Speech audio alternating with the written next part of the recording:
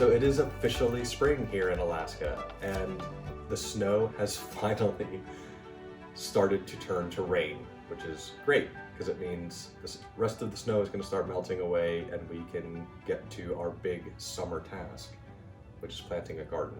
So as the days are getting longer, we'll be getting out into the garden and planting all of our vegetables and flowers that we have. But since we can't quite get out there just yet, we have to get all of our seeds started, and we're going to show you how we're doing that.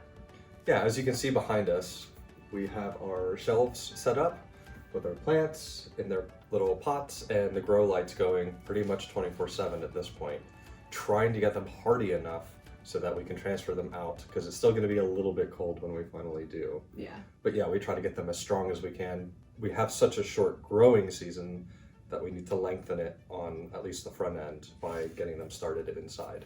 So we've taken over the Arctic entry, and this is our setup right now.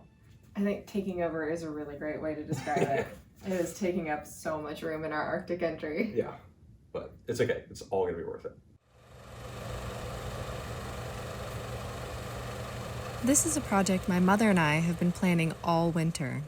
We've tried to get our garden going last year, but the summer was cold and wet, and while some plants did really well, overall, it just wasn't the harvest we'd been hoping for. This year, we've taken what we've learned and are adjusting our plans in the hope of success. To stay organized, we have our seeds in this binder, broken up by the different areas of the garden that we're going to be planting in.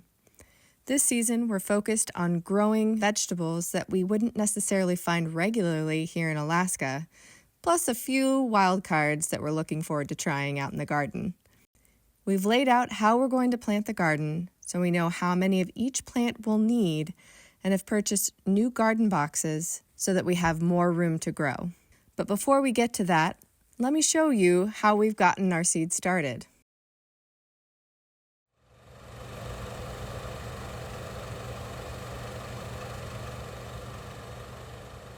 Because our greenhouse is not heated, we've set up shop in our Arctic entry and started planting.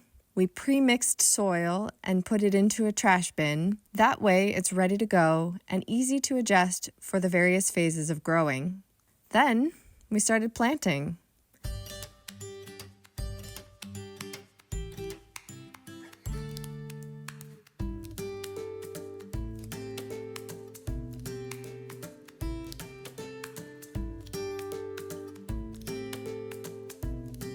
When first getting the seeds started, one essential piece of equipment is a heating mat. This keeps the soil warm enough so that the seeds will start to germinate. At this point, it was still cold enough in the Arctic entry that just the ambient air temperature wouldn't have gotten the job done.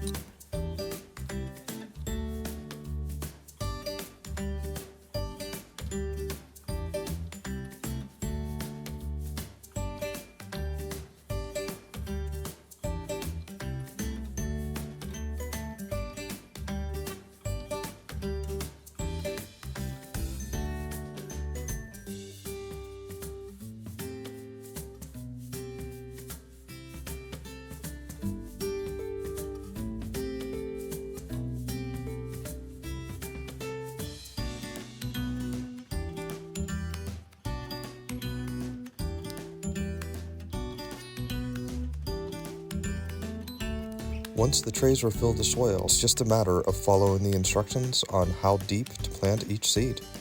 Some of these seeds are really small.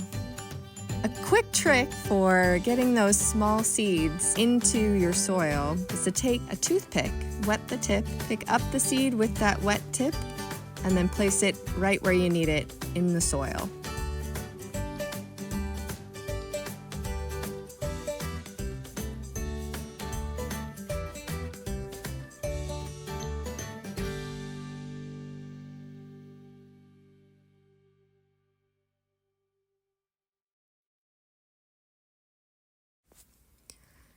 The seed start trays we've been using are some we've had for years, as well as newer, more self-contained trays which were purchased from Amazon. These small green containers have 12 cells and a lid with option for built-in lighting and venting to allow more airflow as needed.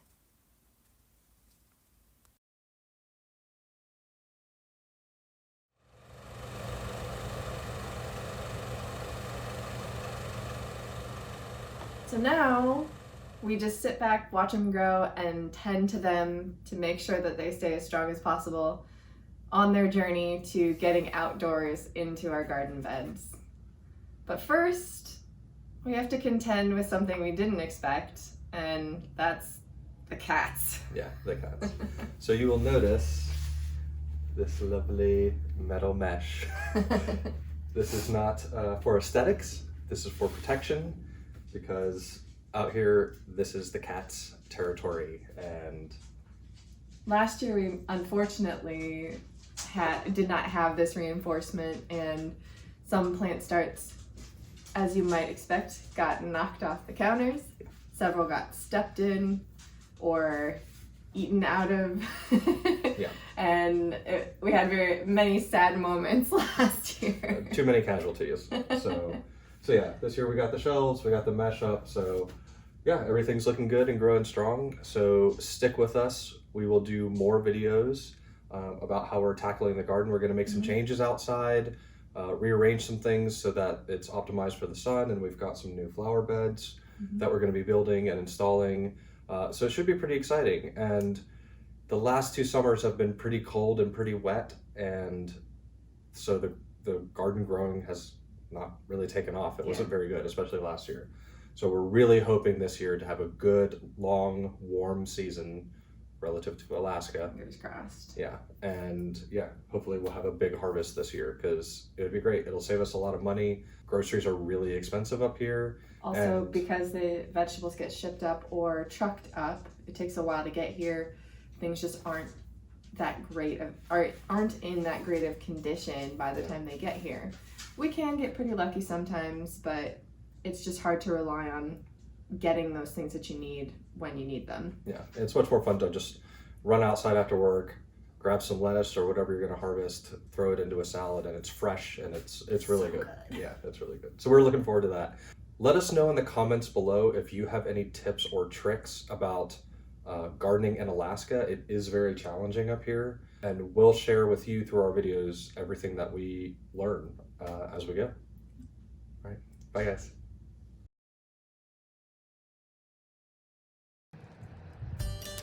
Happy Alaska spring, everyone.